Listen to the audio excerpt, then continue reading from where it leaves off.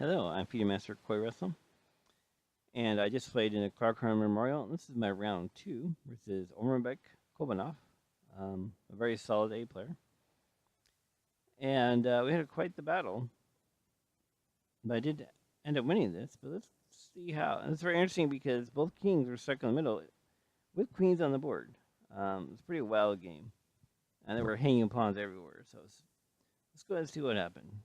I was white. My opponent chose a very solid system, the Caro-Kann. I was feeling in a rather aggressive mood here, so I did the e5, knight c3, and then g4. Not the positionally strongest move, but it is in balance, and I want to win, right? So imbalances are good as far as that goes. There is some risk, though. Bishop b4. I'm not sure if this is the best way to do this because he's going to be forced to give the bishop the way he's playing this, but I didn't mind. H4. Attacks and work. No problem. Rook h3. I don't know why. I first get an exclamation mark for that move. It seems like the obvious move here, but everybody likes it.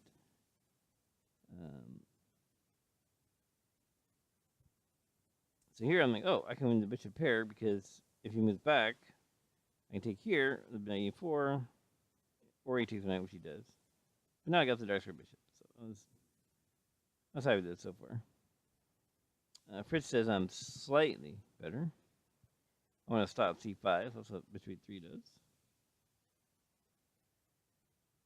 So I'm not worried about c5 yet, because if you just c5 right now, for example, I got knight c3, b5 threatening knight d6, which is huge. So at the moment, I don't have to worry about it.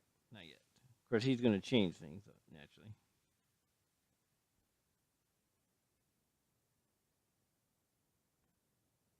So he wants to go to g6, maybe, which would be real annoying, actually, because it hits h4. Go to h5 to kind of put a kibosh on that. h5 also could be useful if, like, for example, if he castles king, I might even build a sack in h6 because he has no way to bring pieces to defense. But castling would be very risky, and of course, black realizes it'd be risky, and so it does other stuff. This is part of the reason both kings are in the center too, actually. So it covers b5, so now you can do c5 if he wants. Since c5 was not threatened, I played f4 so that if he does c5, I just take it, right? And then e5 is protected, so that would just be a loss of pawn. So basically, f4 prevents c5. Doesn't make my king more airy, but at the moment, it's safe. So here's a key point. Do we castle queen or not? The thing was, if we castle queen, then the kingside attack must prevail, but the thing is, my only breaks are g5, which doesn't really do anything, and it also opens up f5, and f5, which is triply covered by the pawn and knight and the bishop. So a kingside assault, at least at the moment, doesn't look very promising, and the center is blocked. So if I castle queen, what am I going to do? I mean, he can do whatever he wants, basically, and I have no counterplay. So I decided, well, I can get counterplay on the queen side, and which might open up things in the king side if I don't castle, which is why I play the next move, a4. I was sure he was going to hit me, which he did. I was sure he was going to defend, which he did. And then my plan was knight c1. I'm going to go to b3 and c5, and that way, first it locks down c5, so he can't play c5. And if he moves to d7 knight, I can hop into c5, which is a powerful outpost, which might help the kingside assault as well. See, as well as denying him counterplay, which is a good thing too. So I was happy with the way this turned out, but it does mean my king has basically nowhere to go. Well, it's one of those things, I guess. But he doesn't have nowhere to go either, so it's kind of even in that respect. But anyways, the battle continues. Queen c7, wants to get c5 in. I'm like, no, you are not getting c5 in. This is the point of all this a4 business. Aha! He's opening up f5. So now that changes. But he now is running knight b6, knight c4, which would be real annoying because it hits b2, it hits e3. So I had a plan for that. See, I knew he'd take, I did not take a queen, took a pawn. Because now my pawn covers c4, as well as maybe, depending on the situation, I might put some heavy pieces on the c file and use the c file as a target. Or I might put a knight in c5 and take back a piece, maybe, depending on the situation. So it's very flexible in this case to take with the pawn. Also, if he ever gets to f6, that's covered too. So always remember, a double pawn in the center isn't quite as bad as other double pawns because they deny enemy pieces outputs. So I thought it was more useful to do to a pawn. So he comes back to f5. Or covering f5 anyways. So Fritz thinks queen f2 is a move, and actually that looks pretty good. I'm not sure why I didn't play that move. Queen f2 does look like the best way to proceed here. I was going to do rook over, but yeah, queen f2 is a pure way to go about that.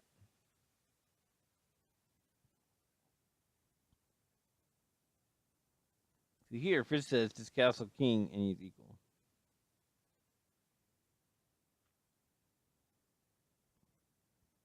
So for sure, I don't want to take and knight take, and heck, I think black and white can be better actually. Gotta take this way for sure.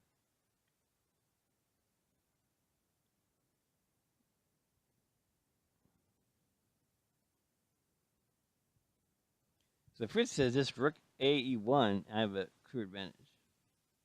And now to think about it, that e-pawn's a target. So that, I guess this is a little rash. Although Fritz says after taking the pawn, white is now slightly better. Attack the queen. So the point of this is I'm trying to attack e7 as quickly as possible. Queen e7 is the most correct response. You pick queen b6. And now my point is I'm going to get massive pressure on e7 quickly. I'm going to move my king, rook over, and just do a pile up.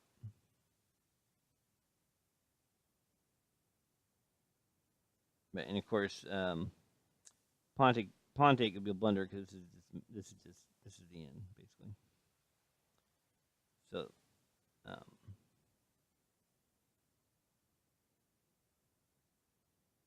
you should do king d8.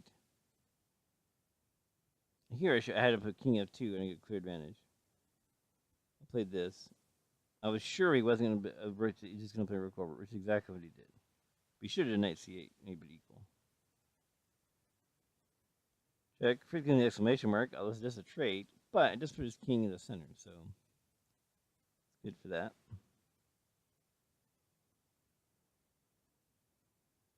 So need that pawn because don't forget the pawn gives me outputs on g6 and e6, so it's well worth it in that regard. So of course here comes his queen. I found a nice response. Rook ae1. So good. First gives an exclamation mark, and the point is, if he checks me, that's a huge blunder because king d1 check does anything, doesn't matter, and then slam wins, loses the queen. So it indirectly stops the check basically. That's why I did that move. So he gets his king to safety. I like the same idea. The queen side looks much more appealing with this wide open king side over here.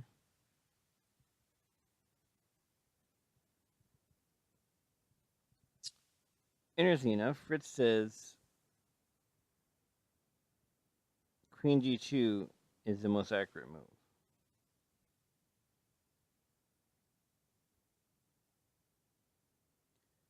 I don't see why though. Let's see. That looks like gobbledygook to me. So I was going to take, and of course, you can't take here obviously because knight check wins this queen. So pawn's safe for the moment.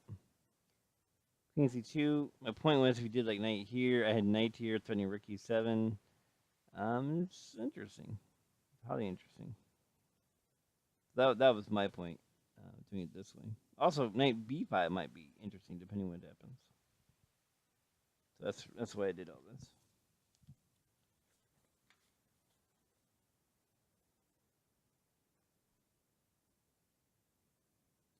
So now here, if black plays king b8, White only has a slight advantage. It blunders. This king b7. The reason this is a blunder is I can now get my rook into the game with tempo. Knight b5. Here's the queen, here's the point. My queen is on his knight. He wants to do two things. Cover the knight and stop the check. Stop the rook e7 check. Well, it can't go d7, I'll just take it, the rook. Can't go d6, so knight take. So this means in order to protect the knight, he must get off his own second rank, which now lets my rook come in with tempo. So now I get a decisive attack. In fact, Fritz says I'm winning after this. Queen check. Notice the long range power of the queen. Players sometimes forget about that. Of course, not queen check, but rook check. Of course, it's not going to go here, right? That'll be discovery. Just go here. Well, I can do that. I can do that, although I'll probably just go here when this queen. So he's not going to do that, of course. So when I checked, he goes king over. Now for the decisive move, queen g1. The reason it's so decisive is, first of all, it's double hitting the knight. He cannot play knight d7 because rook check, queen take, and lost his queen, so that's no good. So the only move is knight a4. But now that sets up queen g7 and hits the rook, although the real threat is queen d7 or e7 mate. And notice the only way to really cover that is queen d6, but he can't do that because knight take. That square is covered. So basically, black's only hope is to get either checkmate or perpetual check. That's it. Otherwise, this is a winning combination. So first thing first, he checks. Okay, where to go? I see checks are coming. I don't go king e2 because then rook e8 check. That's pretty bad. So okay, can't go there. King d2 is pointless. Queen a 2 check. Knight king here is also pointless. It's queen e3 check or knight check. Probably queen check. So the safest square is king b3. Queen check. We knew that was coming.